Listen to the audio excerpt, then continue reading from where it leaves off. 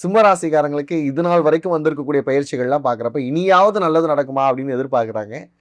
கொஞ்சம் கொஞ்சம் இருக்கக்கூடிய ஆறுதல் வேணா குரு பயிற்சி கொடுக்கும் அப்படின்னு சொல்லலாம். எந்தெந்த விஷயங்கள்ல குரு பயிற்சி ஆறுதல் கொடுக்க போகுது? நேரடியாக குரு எங்க வரார் அப்படின்னு பார்த்தீங்கன்னா, உங்களுடைய 12ஆம் இடம் அப்படின்னு சொல்லக்கூடிய விரயஸ்தானத்துக்குள்ள வரார். அப்ப சிம்மம் எங்கெல்லாம் எச்சரிக்கையா இருக்கணும்? இன்வெஸ்ட்மெண்ட்ல ரொம்ப எச்சரிக்கையா இருக்கணும். விரயத்துல வர்றதுனால.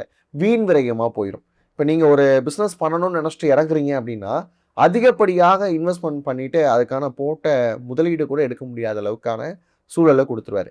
கடன் வாங்க வைப்பாரு. அதுக்கப்புறம் பார்த்தீங்கன்னா, சிம்மத்துக்கு ஏற்கனவே வந்து சனி பகவானும் சரியில்லை. 8ஆம் இடத்துல இருந்து அவர் பங்குக்கான வேலைய பார்த்துக்கிட்டு இருக்கிறாரு. இந்த சிம்மத்துக்கு நம்ம நெகட்டிவா சொன்னாலும் அத எப்படி மாத்திப்பாங்கன்னா, பாசிட்டிவா மாத்திப்பாங்க.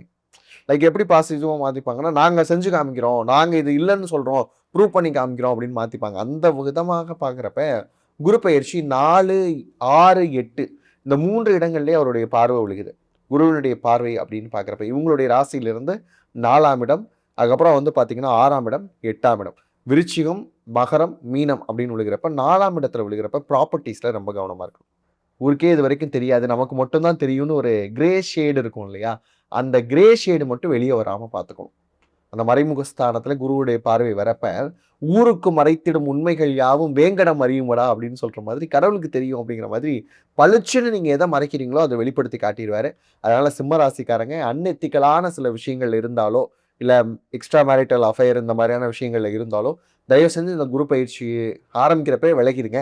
அதுதான் உங்களுடைய சுயத்திற்கான மரியாதையை தேடி தரும் அப்படிங்கிறத தெரிஞ்சுக்கோங்க.